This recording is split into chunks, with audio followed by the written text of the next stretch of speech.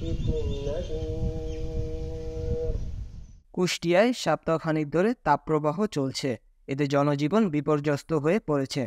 তাই তীব্র গরম থেকে রক্ষা পেতে কুষ্টিয়ার সরকারি কলেজ মাঠে বৃষ্টির জন্য ইস্তিসকার নামাজ আদায় করা হয়।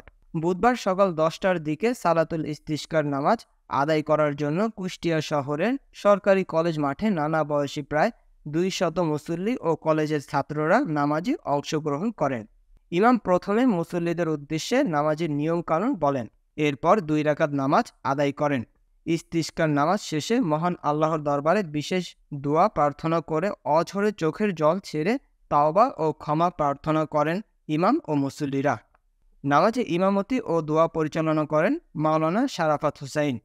আয়োজকরা জানান, কাল বৈশাখীর মৌসুমে বৃষ্টির কোনো লক্ষণ দেখা যাচ্ছে না। উল্টো তাপপ্রবাহে জনজীবন বিপর্যস্ত হয়ে পড়েছে। মাঠে রোদে পুড়ে কৃষকের ফসল নষ্ট হচ্ছে। আম, লিচু গুটি ঝরে পড়ছে। শ্রমজীবী মানুষ রোদে বেশিক্ষণ কাজ করতে পারছেন না। এমন পরিস্থিতিতে তারা বৃষ্টির জন্য সৃষ্টিকর্তার কাছে প্রার্থনার আয়োজন করেছেন। নামাজে সবাইকে অংশ নেওয়ার জন্য আগে থেকেই সামাজিক যোগাযোগ মাধ্যম ফেসবুকে ও মসজিদের মাইকে প্রচার করা হয়েছিল। আগত মুসল্লিরা বলেন, বৃষ্টিপাত না হলে আমাদের প্রিয় নবী হযরত মুহাম্মদ সাল্লাল্লাহু আলাইহি ওয়াসাল্লাম সাহাবীদের নিয়ে খোলা ময়দানে ইস্তিসকার নামাজ আদায় করতেন। সেজন্য তারা মহান সৃষ্টিকর্তার কাছে আমাদের পাপের জন্য তাওবা এবং ক্ষমা চেয়ে 2 রাকাত নামাজ আদায় করে বৃষ্টির জন্য প্রার্থনা করেছেন।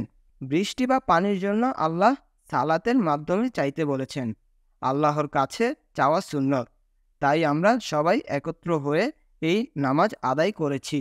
তৌফিক দান করুন। আল্লাহ সমস্ত উলামায়ে কেরাম